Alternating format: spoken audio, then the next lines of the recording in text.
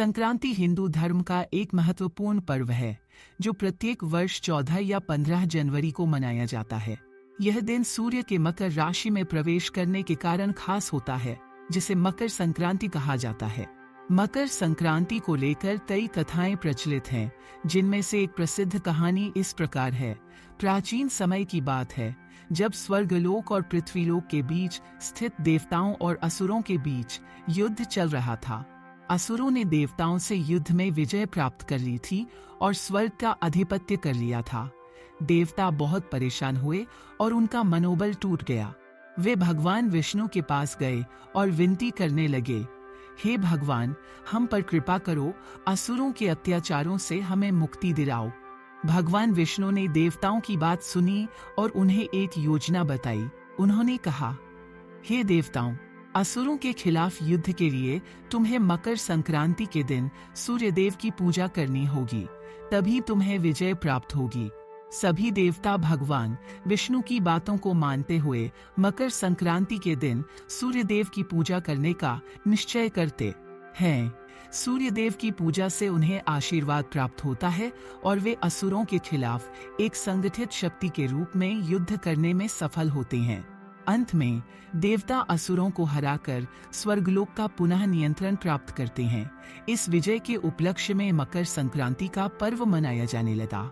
यह दिन सूर्य के उत्तरायण में प्रवेश करने का प्रतीक बन गया, जब सूर्य देव की रश्मियां पृथ्वी पर अधिक प्रभावी होती हैं। इस दिन सूर्य की उपासना करने से समृद्धि, सुख और शांति की प्राप्ति होती है। मकर संक्रांति का पर्व केवल एक धार्मिक अनुष्ठान नहीं, बल्कि एक सांस्कृतिक और सामाजिक अवसर भी है। भारतीय समाज में यह पर्व बहुत धूमधाम से मनाया जाता है। यह दिन न केवल सूर्य की उपासना का है, बल्कि एक नई शुरुआत का प्रतीक भी है। मकर संक्रांति के दिन से सूर्य उत्तरायण होते हैं, जो कि एक शुभ समय का संकेत है। सूर्य उत्तरायण होने के बाद दिन बड़े होते हैं और रातें छोटी होती हैं, जो प्राकृतिक दृष्टि से एक सकारात्मक परिवर्तन है। इसे जीवन में उजाले और अच्छाई की शुरुआत के रूप में देखा जाता है। मकर संक्रांति का पर्व विशेष रूप से भारत के विभिन्न हिस्सों में अलग अलग तरीकों से मनाया जाता है। दक्षिण भारत में इसे पोंगल के रूप में मनाया जाता है, जबकि उत्तर भारत में इसे माघ संक्रांति कहा जाता है। महाराष्ट्र, कर्नाटका, गुजरात और उत्तर भारत के कई हिस्सों में लोग तिल, गुड़, चावल और अन्य मिठाइयां बनाकर एक दूसरे को तिल गुड़ देते हैं और आपस में शुभकामनाएं बांटते हैं। तिल गुड़ की परंपरा मकर संक्रांति के दिन तिल और गुड़ का विशेष महत्व है।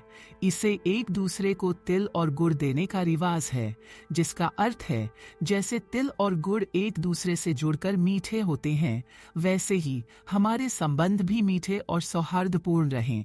तिल और गुड़ को खाने से शरीर में गर्मी आती है, जो ठंडे मौसम में स्वास्थ्य के लिए फायदेमंद मानी जाती है।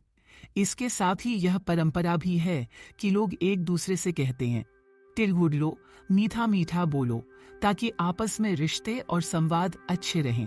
मकर संक्रांति का एक और महत्वपूर्ण पहलू कृषि से जुड़ा हुआ है। यह दिन फसल की कटाई का समय होता है, खासकर धान और गेहूं जैसी फसलों की। किसान इस दिन को अपनी मेहनत का फल पाने के रूप में देखते हैं।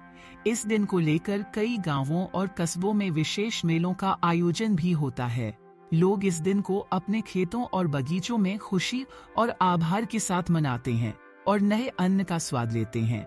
मकर संक्रांति के अवसर पर विभिन्न प्रकार की लोक कलाएं भी आयोजित की जाती हैं। विशेषकर राजस्थान, गुजरात और महाराष्ट्र में तिनका खेलने की परंपरा है, जिसे तिलकुड़ी कहा जाता है। यहाँ पर लोग अपने घरों के आंगन में तिलकुड़ी खेलते हैं, जो एक तरह की सामाजिक एकता और सामूहिक खुशी का प्रतीक है।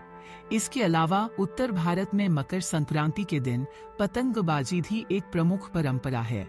लोग आसमान में रंग बिरंगी पतंगे उड़ाते हैं और प्रतिस्पर्धा करते हैं कि कौन सबसे ऊंची पतंग उड़ाएगा। यह खेल न केवल मनोरंजन का साधन है, बल्कि एकता और सामूहिक प्रयास का भी प्रतीक है। मकर संक्रांति एक ऐसा दिन है जब लोग सामाजिक रूप से एक दूसरे के करीब आते हैं और अपने रिश्तों को मजबूत करते हैं। इस दिन को लेकर विशेष रूप से गरीबों और वंचितों के प्रति दान देने की परंपरा है। लोग इस दिन दान करते हैं, खासकर तिल, गुड़, चादर, बर्तन और नए वस्त्र। दान का महत्व इस दिन बहुत अधिक होता है क्योंकि इसे पुण्य प्राप्ति का साधन माना जाता है। इसके साथ ही मकर संक्रांति एक ऐसे समय को प्रदर्शित करती है जब समाज में खुशी, समृद्धि और सामूहिकता का संदेश फैलता है। यह दिन न केवल धार्मिक महत्व रखता है बल्कि सामाजिक और सांस्कृतिक दृष्टि से भी अत्यधिक महत्वपूर्ण है। मकर संक्रांति न केवल एक धार्मिक पर्व है बल्कि यह भारतीय संस्कृति की विविधता, एकता और सामूहिकता का प्रतीक है। इस दिन सूर्य के उत्तरायण में प्रवेश के साथ प्रकृति में सकारात्मक बदलाव आता है और यह समय जीवन के नए आरंभ का प्रतीक बनता है।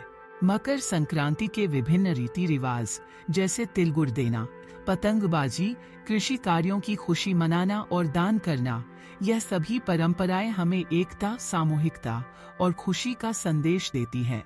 यह पर्व हमें यह सिखाता है कि जीवन में हर बदलाव को खुशी से स्वीकारना चाहिए और हमेशा एक दूसरे के साथ अच्छे संबंध बनाए रखने चाहिए। मकर संक्रांति का पर्व हमें प्रकृति, मानवता और सद्भावना का सम्मान करने की प्रेरणा देता है। वैसे यह कहानी आपको कैसी लगी, कमेंट्स में बताना और ऐसी ही कहानी सुनने के लिए चैनल को सब्सक्राइब करें।